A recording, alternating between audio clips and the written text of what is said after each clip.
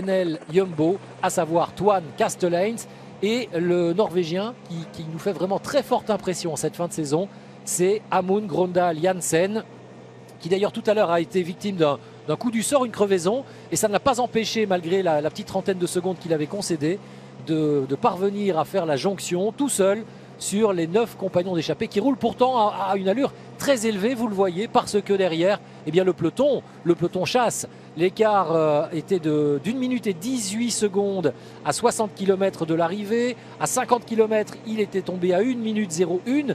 Et à 31 km, il reste encore 54 secondes d'avance pour ces coureurs-là qui, pour le moment, s'entendent encore relativement bien.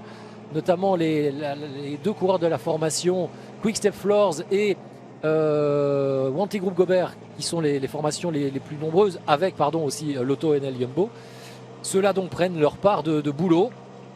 Pour les autres, naturellement, on commence à se cacher un petit peu et surtout, plus on va se rapprocher de l'arrivée et plus on risque d'avoir envie d'éviter l'un ou l'autre relais. C'est la 30e édition de cette semi-classique belge, classée en catégorie 1.1. Une épreuve qui avait aussi été mise en sommeil entre 1997 et 2009. Pour rappel, en 1996, c'était le dernier coureur belge qui s'était imposé dans cette épreuve, et c'était le regretté Frank Van Den Broek. C'est la raison pour laquelle aujourd'hui, Chimay Binche est également intitulé Mémorial Frank Van Den Broek, du nom donc de ce grand champion trop tôt disparu.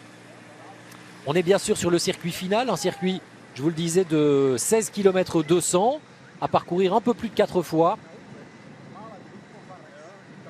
Et là, il n'en reste plus que 2 tours, avec un plateau qui était vraiment très intéressant pour une fin de saison et une semi-classique qui, on le rappelle également, fait partie du classement final, puisqu'il s'agit de la dernière manche de la Coupe de Belgique de cyclisme. Et à ce niveau-là, il y aura aussi des enjeux intéressants. A priori, on est parti pour abandonner. Est-ce que c'est Fernando Gaviria ?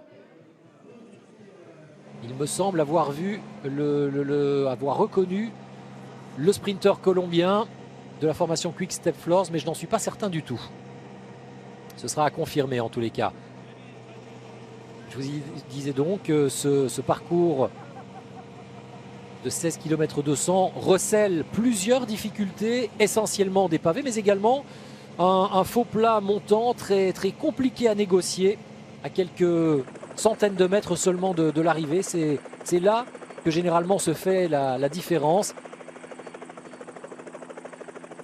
Puisque j'évoquais, et là j'ouvre une parenthèse, puisque j'évoquais la présence de cette épreuve dans le giron de la Coupe de Belgique de cyclisme, vous venez de voir que le sprint intermédiaire avait été remporté par Jasper De Beust il y a un instant, et que ça lui permet de récupérer 3 petits points supplémentaires pour ce fameux classement de la Coupe de Belgique de cyclisme.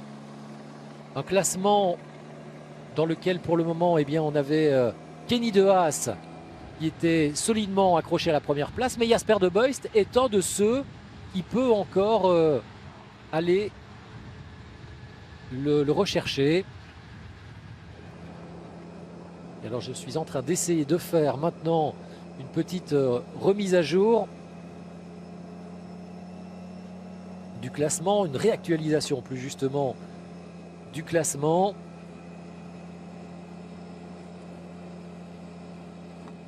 Et on reparlera de tout ça, mais c'est vrai que Jasper De Beust a déjà repris 6 points et qu'il pourrait en plus, s'il parvient à accompagner les meilleurs jusqu'à l'arrivée, aller chercher des gros points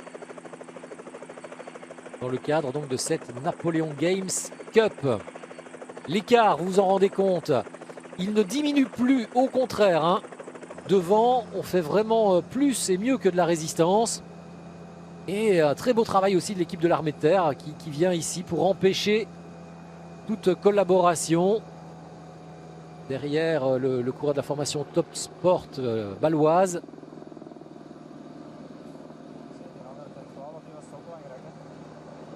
Et les Lotto aussi qui ont bien compris qu'avec Jasper De Beust devant, les Lotto Soudal, ils avaient une vraie chance.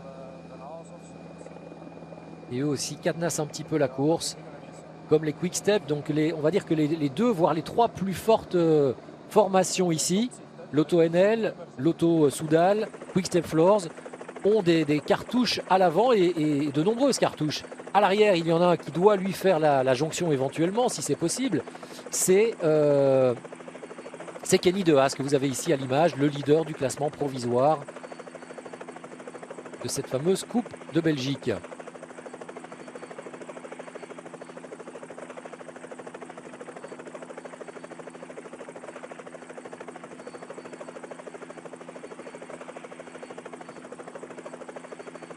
Dans un instant, nous rejoindrons bien sûr, nous aurons l'occasion de retrouver à nos côtés David Moncoutier.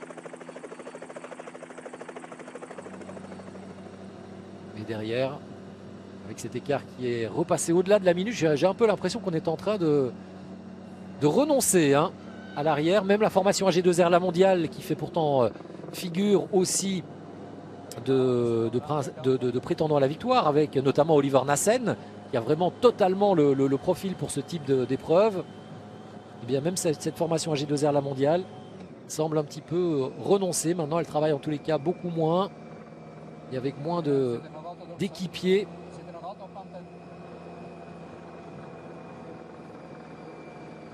La formation Lotto NL Jumbo, elle, pour le moment, elle est sur le velours, puisqu'on le rappelle, il y a deux de ses coureurs à l'avant, Toine Kasteleins et Amund Grøndal Jansen, le Norvégien. C'est vrai qu'ils avaient comme première carte Lars Boom, qui n'a pas pris part à cette échappée. Donc sur ce parcours pour homme fort, a priori, il y a des garçons comme Oliver Nassen, le Belge de chez AG2R La Mondiale, Lars Boom, donc le Néerlandais de chez Lotto NL Jumbo, Zdenek Stibar, Niki Terpstra, Matteo Trentin, les trois coureurs de la formation Quick Step Floors, mais aussi côté tricolore, un Florian Sénéchal pour l'équipe Cofidis Solutions Crédit ou un Adrien Petit de chez Direct Energy faisait figure de favoris, de prétendants à la victoire, comme peut-être pourquoi pas Dan Maclay. On a vu le sprinter britannique de la formation Fortuné Oscaro très en forme il y a 48 heures sur les routes de l'Eurométropole Tour lorsqu'il est allé chercher cette première victoire pour lui dans une épreuve hors catégorie avant d'annoncer 24 heures plus tard son transfert pour la formation Ride Argyle Drapac, nouvelle appellation de l'équipe Cannondale pour la saison 2018. Parmi les coureurs que l'on peut aussi citer comme outsider, le luxembourgeois Alex Kirsch pour la formation Véran Classique Aqua Protect. Il est très en forme en ce moment avec les maillots jaune fluo et noir que vous voyez là prendre un relais maintenant. Bert van Leerberg, le coureur de la formation Sport Vlaanderen, qui est allé chercher lui aussi une deuxième place derrière Greipel lors de la manche de l'Eurométropole qui s'est couru samedi. Pim Lichtart, deuxième de ce Binche Chimay Binche en 2015, est également à citer parmi des outsiders. Tout comme un Guillaume van Kersbulk pour la formation Wanty Group Gobert. On sait que c'est une équipe qui a à cœur de se mettre en évidence aujourd'hui, je vous le disais, parce que le siège de l'entreprise Wanty est tout proche d'ici et que Guillaume van Kersbulk généralement se délecte des pavés. Puis alors pêle-mêle, on pourra encore y ajouter des garçons comme Timothy Dupont, comme Dimitri Klaas. L'an dernier, on rappelle quand même que c'est Arnaud Desmar qui avait réussi vraiment un très très grand numéro dans la dernière difficulté pour accompagner et contrer le Tchèque Zdenek Stibar, pourtant très à l'aise lui aussi sur les pavés. Et Arnaud Desmar s'était imposé, avait inscrit son nom au palmarès devant Stibar et le Belge Roulans qui avait pris la 3e place. Jürgen Roulans, qui on le rappelle, va quitter la formation belge dans quelques semaines maintenant. Direction pour lui la BMC de Greg Van Avermaet, dont il deviendra l'équipier. Allez, pour le moment, on continue à très bien s'entendre et c'est la raison pour laquelle l'écart qui était tombé à 50 et quelques secondes est repassé au-delà de la minute, 1,06, alors qu'on se rapproche à 24 km de l'arrivée. J'ai bien l'impression que ce groupe va se disputer la victoire. Et alors là, je peux vous dire qu'on a quand même du lourd parce que Trentin, mais également, pourquoi pas, De Beust, Janssen, que l'on a senti très fort aussi. Ces garçons-là vont vraiment jouer la victoire jusqu'au bout. Andrea Pasqualone fait beaucoup moins d'efforts maintenant.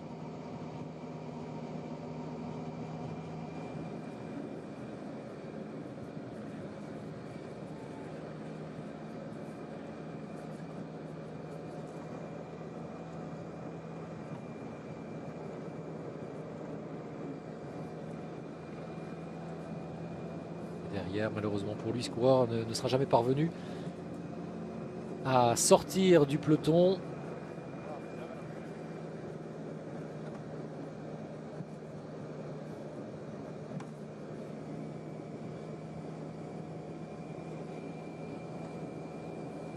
Et c'est la formation AG2R La Mondiale qui remet les choses en ordre avec deux coureurs. Ils travaillent bien sûr pour leur leader ici, le champion de Belgique, Oliver Nassen.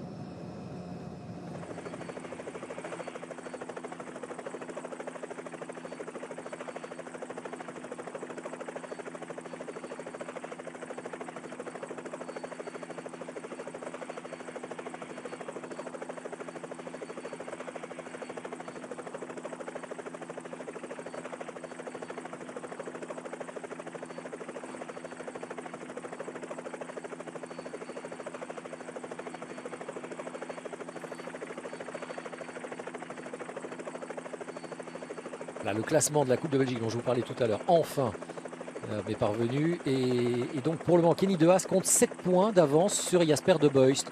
7 points d'avance, c'était avant les 2 sprints intermédiaires remportés par Jasper De Beust. Il n'y a donc plus qu'un petit point d'écart maintenant.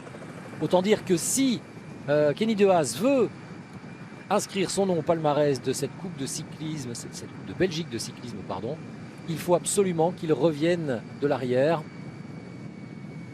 et qu'il termine devant Jasper De Beust, le sprinter belge de la formation Lotto Soudal que vous voyez là avec son maillot rouge, flanqué du dossard numéro 23. Devant, les 3 Quick-Step travaillent en tous les cas. Je vous rappelle qu'il y a Rémi Cavagna, il y a le jeune français donc, il y a Matteo Trentin, le coureur italien que l'on connaît, qui excelle dans quasiment tous les registres, hein, une sorte de Peter Sagan. Bon puncher, bon rouleur, bon sprinter. Et il y a le Tchèque Petr Vakoc qui travaille énormément pour ses coéquipiers et essentiellement d'ailleurs pour Matteo Trentin qui est le leader désigné dans ce groupe pour la formation Quick Step Floors.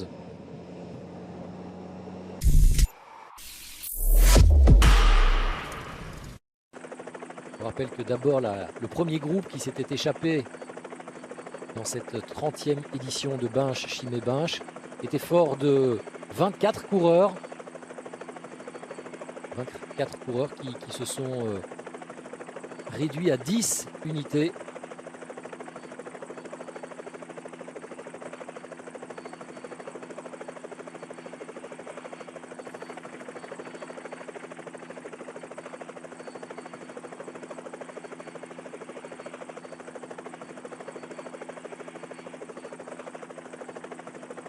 On voit en tête du peloton également pour la formation Véran Classique Aqua Protect Kevin Ista, coureur wallon, le Namurois qui travaille beaucoup pour essayer de ramener ce groupe suffisamment prêt pour espérer ensuite, j'imagine, qu'un Alex Kirch dont je vous parlais tout à l'heure, un jeune coureur luxembourgeois très, très puissant, beau rouleur, que lui tente de faire la jonction.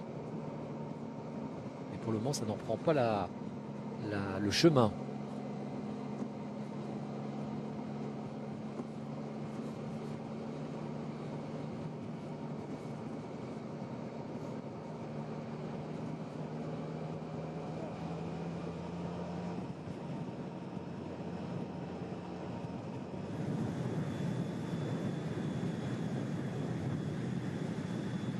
C'est vraiment parfaitement rodé, parfaitement huilé. Ce qui est de la tête de l'épreuve. Visiblement, les 10 qui sont encore là sont les 10 hommes forts.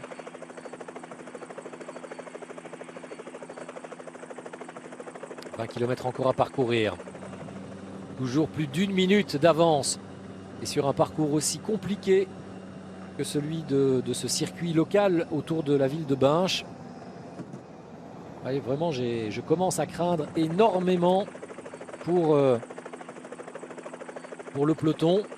Vous avez vu le petit geste de la main et il est refait encore par l'un des coureurs de la formation Lotto Soudal, qui lui ne veut absolument pas que ce peloton revienne sur le groupe de tête avec Jasper De Beust en son sein, on le rappelle.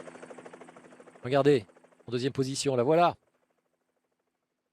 C'est Tosh van der Sande, il me semble, qui est en train de dire à la moto, allez plus loin, parce que évidemment quand des coureurs se mettent dans le sillage d'une moto, ils profitent du phénomène que l'on appelle d'aspiration. Ils sont protégés du vent, qui est quand même l'ennemi numéro 1 de tous les cyclistes. Si vous roulez un tout petit peu à vélo, vous savez à quel point le vent est redoutable.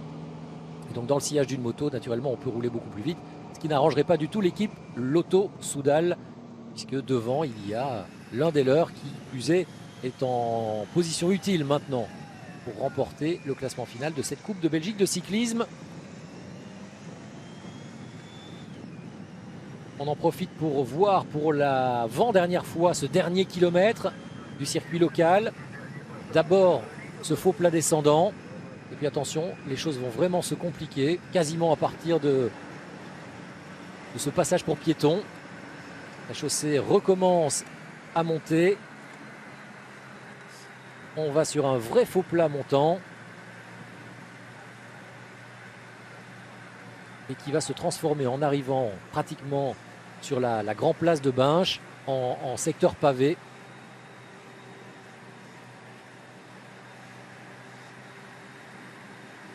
Donc il faut de la force, il faut beaucoup de force pour espérer briller sur cette épreuve. Le palmarès d'ailleurs est assez révélateur. Arnaud Desmar, je vous le disais, s'est imposé l'an dernier.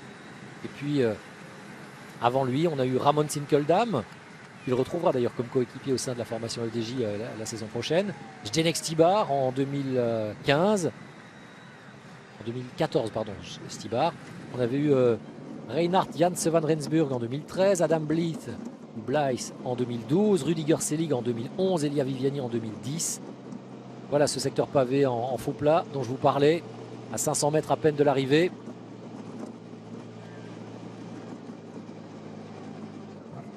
Et là, je pense que tous ces coureurs ont décidé de continuer à collaborer ensemble.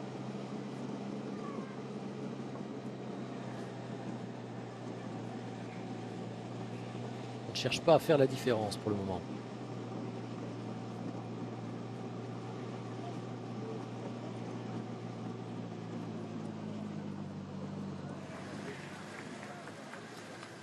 Un petit peu plus difficile pour De Beust en avant-dernière position. Plus difficile également pour Jérôme Ménard, le deuxième coureur français de ce groupe de tête pour la formation Armée de Terre.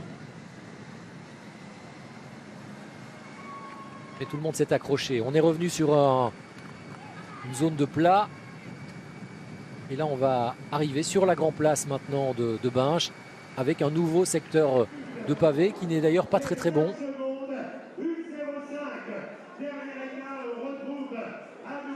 Et toujours Petr Vakoč, Matteo Trentin dans l'ordre inverse.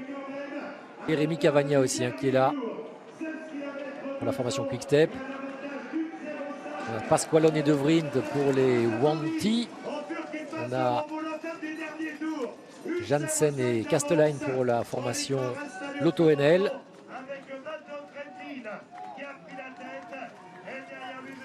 Jasper De Beust ici. Et c'est Jérôme Ménard qui referme quasiment la marche en avant-dernière position, juste devant Rémi Cavagna. Il n'a que 22 ans, Rémi, le jeune français. Beau bébé, beau gabarit, coureur taillé pour briller sur le chrono, mais également certainement à terme sur des courses comme celle-ci. Et regardez derrière, les hommes forts sont en train de sortir avec Oliver Nassen, avec Alex Kirch, avec Van Kersbulk, avec Adrien Petit et ses larges épaules, son maillot noir et jaune de la formation Direct Energy. Kenneth Van Bilsen aussi.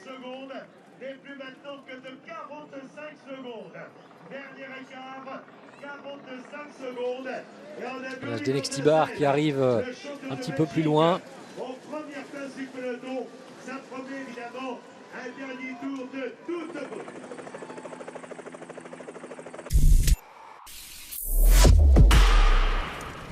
De tête et maintenant aussi pour le peloton, distancé de moins d'une minute parce que le peloton est même revenu à 40 secondes avec ce coup de force du champion de Belgique, Oliver Nassen notamment, mais également de Florian Sénéchal me semble-t-il. Pour la formation Cofidis Solutions Crédit.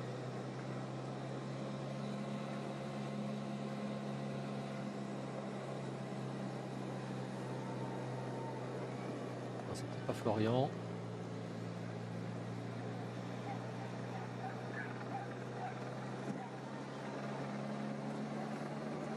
Adrien Petit en tous les cas. Un autre nordiste est là en 3e position pour la formation Direct Energy. Ah, le final va être très intéressant. On a la grande carcasse de Van Kersbulk, l'autre longiligne avec son maillot jaune fluo, ça doit être Alex Kirch, le luxembourgeois. Autant de coureurs spécialistes de ce genre d'épreuves et de relief. Et ça accélère encore devant. Alors que nous saluons l'arrivée de David Moncoutier. Bonjour David, pour les 15 derniers kilomètres de ce Binche, Chimay-Binche. Avec toujours ces 10 hommes en tête, on le rappelle. Il y a le Belge Jasper De Beust pour la formation Lotto Soudal. On retrouve également parmi les hommes de tête 3 coureurs de la formation Quick Step Floors. Rémi Cavagna, Matteo Trentin et le 3e c'est Petr Vakoc. On retrouve également 2 Lotto NL Jumbo, Toine Kastelein et Amund Jansen, le Norvégien. Il y a le Belge Tom De Vrien pour la formation Wanty-Groupe Gobert et son coéquipier italien Andrea Pasqualone. Il y a Jérôme Ménard de la formation Armeter et Rob Reuil de la formation Tarteletto Isorex. Voilà pour les 10 qui sont toujours à l'avant. On vient d'entrer dans le dernier tour, si vous nous rejoignez seulement maintenant. Et vous le voyez, ces 10-là comptent 40 secondes, mais le groupe est parfaitement organisé. Et au fil des kilomètres, finalement, ces 10-là n'ont perdu que très peu de temps. En l'espace de 50 km, ils ont concédé à tout casser 30 secondes. Vous voyez que c'est vraiment peu de choses. Et avec ce parcours difficile, je crois qu'on a vraiment les hommes forts à l'avant. Oui, on a les hommes forts et on voit que l'entente est quand même bonne avec des équipes surreprésentées à l'image des Quick Step qui peuvent faire confiance à Matteo Trentin. Attention, il y aura quand même des coureurs qui vont vite, qui sont au sein de cette échappée. Un coureur comme Andrea Pasqualone qui s'est imposé il n'y a pas longtemps pour l'équipe Wanty peut également faire figure de favori en cas d'arrivée au sprint. Maintenant, c'est un sprint particulier avec ses pavés. Donc, avantage à l'échappée. Après, on a vu que derrière, quand même, il y avait un petit groupe. On a vu Oliver Nassen. Attention quand même, il reste encore 14 km. Mais bon, ça semble quand même assez compliqué pour revenir à l'avant. Ouais, je pense que c'est un petit peu compromis. Puis il y a ces difficultés. Attention, un des 2 Lotto NL Jumbo vient de céder, c'est Toine Kastelein. On imaginait bien qu'il était le moins fort des 2. Rapide éventuellement dans un registre en cas d'arrivée en groupe, mais encore fallait-il pouvoir accompagner les meilleurs jusqu'au bout. Et là, Amund Grøndal Jansen qui serre les dents pour le moment, lui semble supérieur. C'est son coéquipier avec son maillot jaune et noir ici au milieu de ce groupe. Lui qui a subi une crevaison tout à l'heure et qui a dû revenir déjà tout seul sur ce groupe après avoir concédé une petite trentaine de secondes. Donc des efforts supplémentaires. Alors que ce groupe, on le rappelle, a fait la course en tête depuis un grand moment maintenant. Ils étaient 24 d'abord avant de devenir 10. La bouche grande ouverte pour Oliver Nassen qui demande un relais à Kirch. Ouais, on est en train de voir que la course est en train peut-être de leur échapper. C'est vrai qu'on essaie de se relayer, mais on a en fin d'épreuve, fin de saison. Et puis on voit qu'il y a des coureurs qui ne passent pas, évidemment, qui ont des hommes à l'avant, à l'image des coureurs de l'équipe Wanty. Et forcément, ça démoralise. Et quand on voit l'écart qui ne bouge pas, puis 48 secondes à boucher, c'est pas évident quand on a vu les bêtes à rouler qu'il y a devant. Ouais, surtout que ce groupe était revenu à une quarantaine de secondes après le passage pavé de la grande place de Binche à l'entame de ce tout dernier tour. De 40, on est repassé à 49. Preuve que devant, on ne faiblit pas. Mais c'est vrai qu'avec un Matteo Trentin, avec un Amund Jansen, avec un Jasper De Beust, Petr Vakoc qui fait forte impression, Rémi Cavagna dont on connaît les qualités de rouleur, C'est vrai que ce groupe, il avait très fière allure. Après, les Quick-Step, on va certainement leur laisser vraiment la responsabilité dans les derniers kilomètres. Parce qu'ils vont manœuvrer de la même manière qu'à la Primus Classique, où ils étaient nombreux à l'avant, et on a vu Matteo Trentin ne pas finir au sprint et plutôt s'isoler dans le final. C'est certainement ce que le coureur italien va tenter de faire aussi, hein, même si même au sprint, sur le papier, il est le plus rapide ou l'un des plus rapides avec Jasper De Beust peut-être. Et Andrea Pasqualone qui va vite également, hein, qui s'est imposé, comme je dis, il n'y a pas longtemps. Il faudra voir aussi peut-être, vous avez raison, la pointe de vitesse de l'italien. C'était à la Coppa Sabatini qui s'est imposé, et je crois qu'il s'est imposé devant Sonny Colbrelli, donc ça montre quand même qu'il va vite. Ouais, et puis il a terminé en plus encore 6e il y a quelques jours du côté du Grand Prix Bruno Beghelli, que vous avez pu suivre aussi sur Eurosport. Donc c'est vrai que ça veut dire qu'il a la bonne patte à l'heure actuelle, exactement comme son compatriote Matteo Trentin. Donc on peut citer comme favoris les deux Italiens et peut-être Jasper De Beust. Je devrais peut-être apporter un petit bémol en ce qui concerne Jasper De Beust, c'est que lui est en train de jouer clairement le classement final de la Coupe de Belgique de cyclisme et qu'il a déjà dépensé pas mal d'énergie dans l'organisation de cette échappée, parce que franchement il prend ses relais, et qui plus est, il a aussi été chercher les points bonification que l'on reçoit lors des sprints intermédiaires. Il y a 2 reprises, on l'a vu, qu'il est allé les chercher. Andrea Pasqualone, qui l'a d'ailleurs obligé à puiser dans ses réserves. Il l'a poussé dans ses retranchements, voilà l'expression que je cherchais, pardon. Et du coup, ça risque Pasqualone, j'ai l'impression qu'il est juste. Hein. Donc je suis en train de dire que c'est celui qui va peut-être le plus vite. On dit c'est un sprint particulier. Et alors, soit il voulait faire passer le coureur de l'équipe de l'armée de terre, Jérôme Ménard, soit il était un peu juste. Oliver Nassen, toutes dents serrées, la bouche ouverte. Mais là, si on nous annonce 1 minute 04, c'est fini. Hein. Ouais. Je pense effectivement que ça ne reviendra pas. Allez, on va reprendre les poids morts, entre guillemets.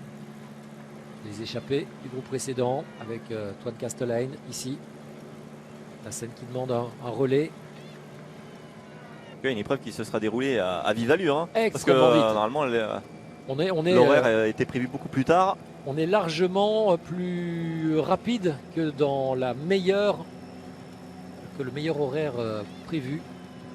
Cette épreuve organisée, on le rappelle, par Jean-Luc Van Den Broek, ancien spécialiste du contre-la-montre belge, oncle de Frank Van Den Broek aussi, et puis ancien patron de la formation Lotto. Il y a Tanguy Turgis. Tanguy Turgis fait partie de ce groupe pour l'équipe Cofidis.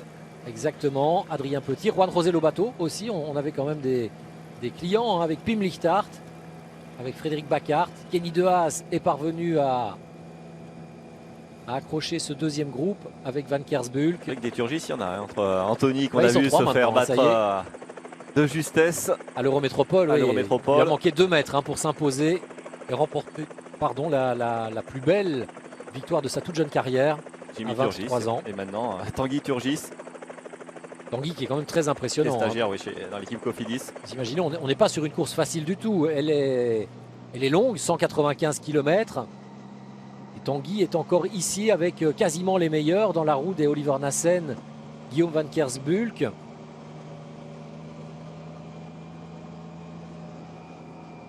Ça va très fort. Mais ça ne revient plus. Ça ne revient plus.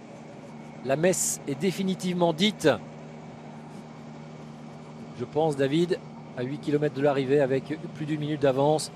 C'est bien un des 9 hommes présents dans ce groupe d'échappés qui va s'imposer. On refait l'inventaire une nouvelle fois. Il y a 3 quick-step avec Rémi Cavagna, le français, 22 ans à peine. Là aussi, c'est la nouvelle génération tricolore. Avec Petr Vakoc, le tchèque, et Matteo Trentin, l'italien, grandissime favori. Un autre italien, c'est Andrea Pasqualone pour la formation Wanty Groupe Gobert avec son coéquipier Tom De Vriend. Côté belge, outre De Vriend, il y a également Jasper De Beust, flanqué du numéro 23 que l'on voit ici à l'arrière de ce groupe de tête. Et puis, il y a le Norvégien Amund Jansen pour la formation Lotto NL Jumbo, ainsi qu'un dernier Français, Jérôme Ménard, pour l'équipe Armée de Terre. Je pense que j'ai oublié peut-être Rob Ruy, le Néerlandais de la formation Tarteletto. Et comme il est assez discret, Est-ce qu'il est toujours là d'ailleurs, Roy? Oui, je pense au fond de l'île. Non. Non, il a sauté, hein, le néerlandais, il n'est plus là. Ils sont donc 8. C'est vrai que quand on voit la composition de ce groupe, hein, on se demande comment la victoire peut échapper au quick step. Quelle va être leur tactique à employer? Ouais. J'imagine qu'on va à un moment, quand on est même trois, allumer une première mèche un peu de loin, non? Et la logique voudrait ça au moins pour s'assurer, parce qu'en cas à miser sur le sprint, on ne sait jamais, hein, il peut y avoir voilà, je dirais saut de chaîne, ça peut toujours être plus litigieux. Oui, hein, c'est un sprint sur pavé, vous avez raison. Donc c'est toujours, quand on est 3, surtout 3 sur 8, on a tout intérêt, alors même si on les voit bien rouler là depuis un petit moment, je pense pour des coureurs comme Rémi Cavagna, ça va être assez compliqué, mais pourquoi pas essayer d'anticiper, faire travailler les autres coureurs et bien sûr garder Matteo Trentin. Ouais, pour le sprint ou pour le dernier jump en tous les cas, dans cette dernière côte pavée. Cette côte de la rue de la Pépinière. Il reste 6 km 700. Le vainqueur est dans ce groupe. C'est une certitude maintenant. La 30e édition de Binche, Chimay-Binche, va s'achever dans une petite dizaine de minutes. Et le grandissime favori est certainement maintenant Matteo Trentin, l'un des 3 Quick Step Floors présents à l'avant de la course. Attention peut-être aussi à son compatriote Andrea Pasqualone, voire à Jasper de Beust. Ça, ce sont les plus rapides sur le papier de ce groupe. Jérôme Ménard... Il fait une belle course en tous les cas, hein, pour le voir dans ce groupe, quand même d'échapper. Et pour Jérôme Ménard, face à des coureurs comme Matteo Trentin ou Andrea Pasqualone, ça va être compliqué de s'imposer au sprint. Je pense qu'il est content d'être là. Après, on va voir comment il peut négocier ce final. Oui. Un rouleur, ça serait l'idéal, ça serait de pouvoir s'isoler. Mais bon, ça, il ne pourra pas s'isoler tout seul s'il n'y a pas de quick step. Donc surveiller éventuellement s'il y a une attaque d'un quick step dans le final. Mais c'est très compliqué de battre les quick step vu le scénario de course. Et je pense qu'on est content d'être là pour l'instant et de bénéficier de leur travail. Quant à Matteo Trentin, c'est vrai qu'il est dans une condition exceptionnelle depuis un bon mois maintenant. Il a enchaîné les victoires, 4 sur la Vuelta, il a gagné la Primus Classique, 4 encore du championnat du monde à Bergen. Ouais, dont il était un des grands favoris.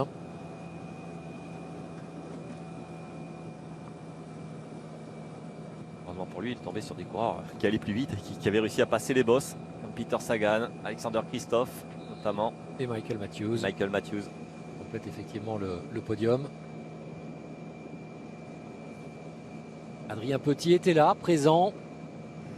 Il a su bondir dans la roue d'Oliver Nassen lorsque le champion de Belgique a accéléré à la faveur de ce passage sur les pavés binchois.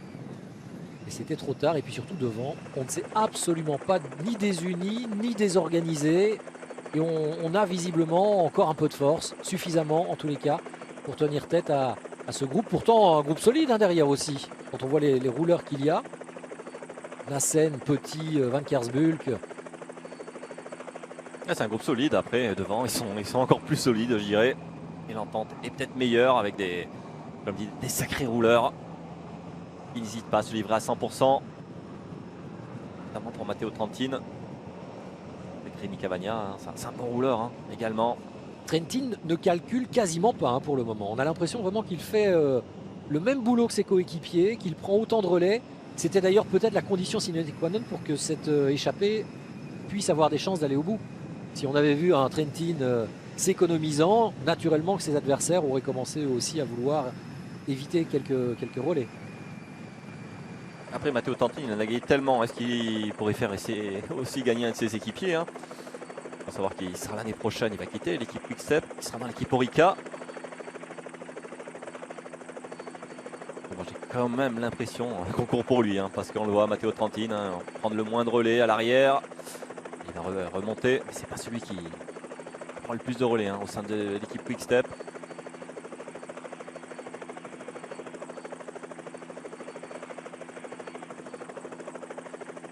On voit que tout le monde prend son petit bout de relais. Alors l'entente n'est pas parfaite évidemment, vu qu'on arrive maintenant à 4 km de l'arrivée. Regardez Trentin, il y est. Ah oui, non, il prend son petit bout de relais. On le voit, il n'appuie pas. Quand il passe, on voit son visage. On peut commencer aussi maintenant à s'économiser un petit peu à moins de 4 km de l'arrivée. Toujours une 26 d'avance. Derrière, ça s'est relevé. Même si ça n'en donne pas l'impression à l'heure actuelle. Mais visiblement, l'écart, lui, continue à augmenter. On a le bout de tête, pardon.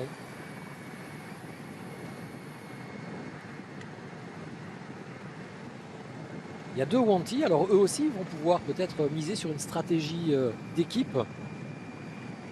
C'est deux coureurs qui marchent bien en ce moment. C'est-à-dire Andrea Pasqualone qui s'est imposé il n'y a pas longtemps. C'est également le cas de Tom De Vriend qui a terminé, qui a fait des belles places d'honneur et qui s'est imposé il y a une dizaine de jours. Alors je vais peut-être mal le prononcer. À Lomloop van Het Outland. Alors oui, je et vous troisième confirme, de Lomloop Eurométropole. Mais non, mais j'ai pas l'accent flamand. Alors c'est l'Omloop. Omloop, ça signifie circuit. C'est le circuit Eurométropole, donc c'est la première des deux épreuves de cette Eurométropole qui avait été remportée, on le rappelle, par André Greipel devant Bert Van Leeuwenberg. Ce qui signifie aussi d'ailleurs que Tom De Vriend, que je ne citais pas parmi les hommes rapides tout à l'heure, a tout à fait aussi la capacité sur une course difficile peut-être d'aller chercher une belle place. Il vient de battre des coureurs quelque peu rapides ces derniers jours, comme Rudy Barbier, comme Christopher Halvorsen, comme Baptiste Plancart, comme Timothy Dupont, Romain Cardis, Roy Jans, enfin tous ces garçons-là, il les a laissés derrière lui. Ça veut dire que ça va certainement relativement vite aussi pour Tom De Vriend, ce jeune coureur belge à formation anti-groupe Gobert qui n'a que 25 ans. Allez, 2 km de l'arrivée. Coureur solide, pas très grand. Le passé, il est juste là, regardez. Non, derrière Matteo Trentin. Ils sont de ça, 113. Pour Jérôme Ménard, par contre, il doit se demander comment je peux faire si je veux aller chercher la victoire. C'est quand même un bon rouleur, mais il grimpe pas mal non plus. Pour le moment, en tous les cas, personne ne tente quoi que ce soit et on se rapproche de l'arrivée. Vous le voyez, 1,5 km maintenant. On est en train peut-être d'emmener Matteo Trentin dans un fauteuil. Il aura du monde dans sa roue, je pense, Matteo Trentin. Mais bon, il va pas avoir du monde dans sa roue s'il est beaucoup plus fort que les autres. Parce qu'on le rappelle, le dernier kilomètre, il est recouvert de pavés. C'est plutôt montant. Faux plat montant, bien sûr. Là, ça se fait vraiment à la pédale. Jusqu'à 300 mètres de l'arrivée. Puis il y a ce virage à droite et on file tout droit vers la Grand Place de Binge. Ça y est, le secteur pavé commence maintenant. Et la flamme rouge est là. C'est pas du pavé de Paris-Roubaix, mais ça saute quand même. Oui, oui. Matteo Trentin, il va y aller. Allez, il va anticiper.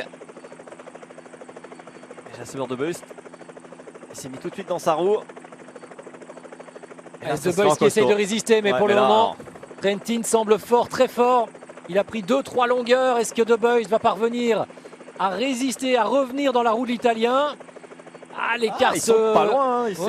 Pour le moment, il n'a pas coincé encore. On va tourner à droite. Là, la difficulté sera passée. Et De Beust est revenu. De Beust est revenu au contact de Trentin. Et c'est Pasqualone ou De Vriend? Non, c'est pas Pasqualone. C'est De Vriend. De Vriend. De Vriend et De Beust qui sont dans la roue de Matteo Trentin maintenant. Et là, il va se poser des questions. Matteo Trentin, il n'a pas réussi à faire la différence dans cette partie montante pavée. Et les deux autres ne sont pas de mauvais finisseurs non plus. Oui. On laisse évidemment la gestion de l'effort maintenant et la tête à Matteo Trentin. On va essayer de le surprendre, mais attention, on va arriver sur un autre secteur pavé. Et là, le pavé n'est vraiment pas bon. Et vous allez voir les vélos qui risquent de sauter d'ailleurs. Trentin qui reprend un peu de vitesse pour aborder les derniers pavés. Derrière lui, De Beust de la formation Lotto. Et Tom De Vriend qui semble un petit peu coincé. Jasper De Beust qui est en train de remonter Matteo Trentin et qui va s'imposer à la surprise générale. Jasper De Beust va aller chercher une belle victoire dans Binge, Chimay-Binge. Le coureur belge de la formation Lotto qui parvient à devancer Matteo Trentin et Tom De Vriend. Jérôme Ménard prend la 4e place devant Petr Vakoč ou Rémi Cavagna. Mais quelle surprise de voir Jasper De Beust sur un parcours aussi compliqué, aussi difficile, capable de dominer, de dompter celui-là même qui vient de terminer 4e des championnats du monde, Matteo Trentin, qui salue son adversaire belge. Ouais, Matteo Trentin qui n'était peut-être pas si bien que ça. Et puis l'équipe Quick Step qui, au lieu de miser sur le fait d'être en surnombre à 3, en pouvant tenter des choses, hein, en faisant travailler les coureurs. On préférait tout miser sur Matteo Trentin. C'était risqué, la preuve. Hein, il s'est fait battre par des coureurs qu'on savait également qui pouvaient être rapides. Hein. C'est quand même pas des coureurs Jasper De Bust. Il a quand même démontré déjà de belles choses. Mais oui, c'est une petite surprise de le voir battre un coureur comme Matteo Trentin qui vient de sortir 4e des championnats du monde. Mais ça fait partie du sport et peut-être quelques regrets pour l'équipe Quick-Step qui aurait peut-être pu manœuvrer de manière différente dans ce final. Il remporte en tous les cas à 23 ans, ici même, Jasper De Bust, sa plus belle victoire dans sa carrière. Il s'est déjà imposé à 4 ou 5 reprises cette année. Hein. C'est vraiment un jeune talent pour le cyclisme belge.